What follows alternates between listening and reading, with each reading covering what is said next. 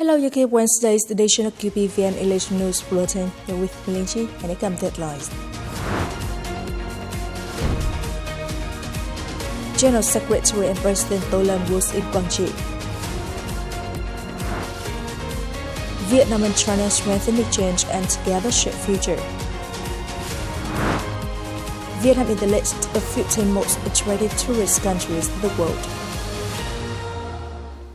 On October the 15th, during his working session in Guangxi Province, General Secretary and President Tolam and the mission led with and offered incense at the Guangxi as then Citadel's special relic site, General Secretary Lê Duẩn Memorial Site, Trường Sơn National Martyrs Cemetery, and the Broad Nine National Martyrs Cemetery. General Phan Văn Gia, Minister of National Defense, and leaders of central and local agencies and localities joined the mission. At Guangxi Citadel, General Secretary and President Tolam and mission offered flowers and incense and in tribute to the great contributions of the heroic martyrs who devoted their youth to bravely fight and sacrifice for the country's independence and freedom. In Vietnam's national resistance war against the U.S. imperialists, Guangxi Citadel stepped in the history of the nation as a symbol of the revolutionary heroism with the resilient combat to protect the Citadel and Guangxi Tower in the 81 historic days and nights of 1972 by Vietnamese people, which played a pivotal role in the success at the negotiating table, leading to the Paris Agreement in 1973 and paved the way for the spring victory of 1975, fully liberating the South and reunifying the country. Here at the Citadel, thousands of soldiers from all over the country and the people of Guangxi fought heroically and laid down on this land. Offering incense commemorating the heroic martyrs at the Trường Sơn National Martyrs Cemetery in Vĩnh Trường Commune, Linh District, and the Broad Nine National Martyrs Cemetery in Đông Hà City, the final resting place of over 10,800 heroes and martyrs, General Secretary and President Tolam and the mission paid homage to the martyrs who did not spare their flesh and blood, those who dedicated their youth to the cause of national liberation and reunification. General Secretary and President Tolam also offered incense at the memorial site of General Secretary Lê Duẩn, an outstanding leader of the country, a steadfast soldier of the international communist movement, and an outstanding son of the country in his homeland, Guangxi. On the afternoon of October the 15th, the Sự Thật National Political Publishing House held a ceremony to launch the e-bookshelf of General Secretary Nguyễn Phú Trọng. Permanent member of the Party Central Committee Secretariat Lương Cường and head of the Party Central Committee's Commission for Information and Education Nguyễn Trọng Nghĩa attended the event.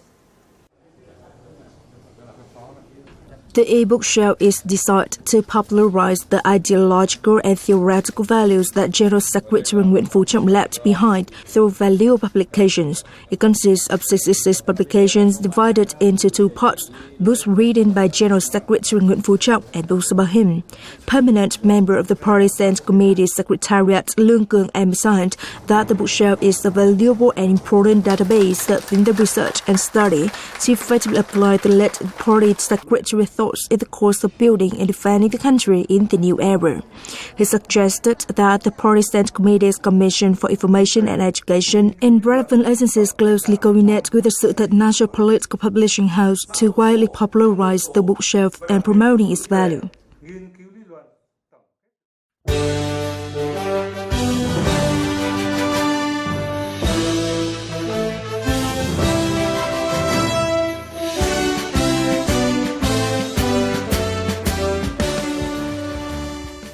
On October 15, Senior Lieutenant General Nguyễn Tân Cương, Chief of the General Staff of the Vietnam People's Army, Deputy Minister of National Defense, chaired a conference in preparation for the summary of 10 years of remaining Resolution 689 of the Central Lead Commission on Natural Disaster Prevention, Control and Mitigation, and Search and Rescue towards 2020 and the following years. The Department of Search and Rescue under the General Staff drafted a summary report that clearly demonstrates the comprehensive and effective innovation of the work of natural disaster prevention, control and mitigation, and search and rescue in the whole military.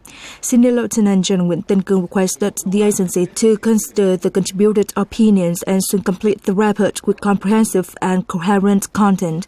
The Chief of the General Staff also emphasized the quality of advisory and civil defense capacity, affirming the role and initiative of the Vietnam People's Army, militia and self-defense forces. It requires coordination among functional agencies to build a new resolution in place of Resolution 689 that is in line with existing legal corridor. On October 15 in Hanoi, Deputy Minister of National Defense, Senior Lieutenant General Hoàng Xuân Chiến, received Chinese Defense Attaché to Vietnam, Colonel Giang Bo. Both sides expressed their delight at the positive developments of the Vietnam-China relations, including defense cooperation, as affirmed in the joint statement issued during the recent visit of China's Premier Li QUANG to Vietnam. In the coming time, Vietnam and China will launch a series of important defense cooperation activities, notably the visit to Vietnam by the Vice Chairman of the Central Military Commission of China and high-ranking delegation, and the visit by high-ranking Vietnamese military delegation to Guangdong and Guangxi provinces of China, where they will visit historical sites recalling the revolutionary history of both countries. The two sides exchanged views and agreed on the framework and content of the visit. General Chien suggested the two sides continue to promote defense cooperation based on the side documents and agreements, with focus put on high-level delegation exchanges, cooperation in border defense and border management and protection, defense policy dialogue, and defense industry cooperation. As Vietnam and China approach 75 years of official relations and over 15 years of their comprehensive strategic partnership, the ties have rapidly deepened across multiple fields. The relationship continues to gain momentum, fostering cooperation at all levels and aiming to build the Vietnam-China community with a shared future that carries strategic significance. Following the landmark visits by General Secretary Nguyễn Phú Trọng October 2022, President Xi Jinping December 2023, and State President Tô Lâm August 2024, Chinese Premier Li QUANG's visit to Vietnam from October the 12th to the 14th, 2024, comes at a pivotal moment as the two nations prepare to celebrate the 75 years of diplomatic relations. This visit is crucial for deepening ties between the two parties and countries, aligning with the aspirations of their peoples for peace, cooperation, and development in the region and the world. In meetings and talks, both sides reaffirmed that strengthening bilateral relations is a priority and a strategic choice for each nation. The growth of one country creates opportunities for the other, contributing positively to regional and global development. Additionally, the two sides committed to fully implementing key agreements between the two parties, promoting the establishment of a Vietnam-China community with a shared future and focusing on achieving sustainable results through the sixth better direction. A defining characteristic of the Vietnam-China relationship is the commitment to political leadership from the senior leaders of both parties and states, with humanistic exchanges serving as the foundation for traditional ties and mutual prosperity. In recent years, humanistic cooperation and exchange has progressed in scale, content, and form, playing a crucial role in enhancing the comprehensive strategic partnership between Vietnam and China. Cultural cooperation and exchanges between the two countries are rich and diverse, covering essential areas such as education and tourism, as well as realms related to spiritual products and culture, including publishing, artistic collaboration, cultural industries, and creative status. Numerous new mechanisms have been established and put into action, enhancing people-to-people exchanges not only between organizations and mass associations, but also through dynamic interactions and travel among citizens of both countries. It is essential to deepen mutual understanding between the peoples of both countries, enhance direct exchanges, and foster an objective view of each other. We encourage citizens to travel to Vietnam and promote opportunities for the youth to study here, so that they have a chance to witness the remarkable achievements in building socialism tailored to the conditions of its country. As Vietnam and China approach the 75th anniversary of their diplomatic relations on January the 18th, 2025, the senior leaders of both parties designated 2025 as the Year of Vietnam-China Humanistic Exchange 2025. This initiative presents a valuable opportunity for both nations to enhance awareness and education about their long-standing friendship, further solidifying a robust social foundation for the continued development of their bilateral relations. 1025 marks the 75th anniversary of diplomatic relations between Vietnam and China. To celebrate this milestone, the General Secretaries of both countries have designated 2025 as the year of Vietnam-China humanistic exchange. This decision underscores the leadership's commitment to strengthening public sentiment in both nations. I believe that activities planned for this year will enhance cooperation in tourism, education, and livelihoods, vividly showcasing the flourishing Vietnam-China relationship. On October 15 in Hanoi, the Ministry of National Defense held a press conference to provide information about the second Vietnam-Laos Broad Defense Friendship Exchange Program slated for October the 22nd and 23rd in Sa-La Province of Vietnam and Hua Phan Province of Laos. The two Ministers of National Defense of the two countries will lead delegations to attend the event. A series of meaningful activities will take place during the exchange, including saluting and painting border markers, planting friendship trees, witnessing joint battalions and joint exercises on combating cross-border criminals, in upgrading the classrooms of Long Sup Primary and Secondary Boarding School for ethnic minorities, holding talks and signing cooperation documents between the two sides, visiting and presenting gifts to Pa Hang Primary and Secondary School, and performing acts to serve the people in the border area of Vietnam and Laos. The highlight of this year program is the exchange of political work and young military officers broadcast live on VTV1 television channel. Coming up next, Vietnam is the list of 15 most attractive tourist countries in the world. Over 500 traditional cakes attract tourists in Ho Chi Minh City. Vietnam has made it to the list of 20 world's best travel destinations, according to the 2024 Condé Nast Traveler Reader Choice Awards of the U.S.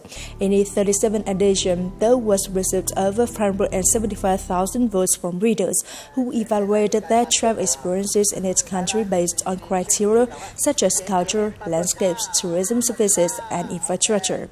According to Condé Nast Traveler, in the 9 months of 2024, Vietnam welcomed more than 12.7 million international visitors, exceeding the figure in the whole 2023. Vietnam is increasingly attractive to tourists thanks to its rustic yet charming beauty. More than 500 traditional cakes are the flavors of the three regions' traditional cake festival are drawing the attention of both domestic and international tourists. The event takes place from October the 15th to the 20th in Ho Chi Minh City. The festival showcases over 500 traditional cakes from 100 units across the country, offering a colorful and diverse display that sparks curiosity and invites guests to try them. From the simplest cakes like bánh đúc, bánh bò, and bánh da heo to unique treats from Thailand prepared by Thai artisans, the variety delights visitors. I've never been to Thailand or tried their cakes, but thanks to this festival, I know more about Thai cakes. They taste really good. It's so colorful, beautiful, and delicious. I love Vietnamese cuisine, especially the cakes I got to try today.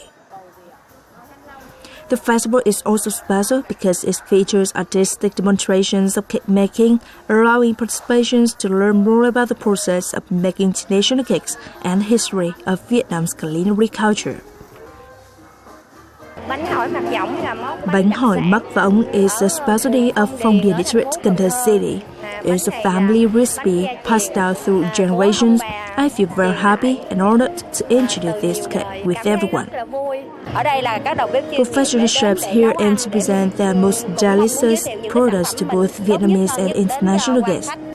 Traditional cakes have been an integral part of Vietnamese life throughout its 1,000-year history.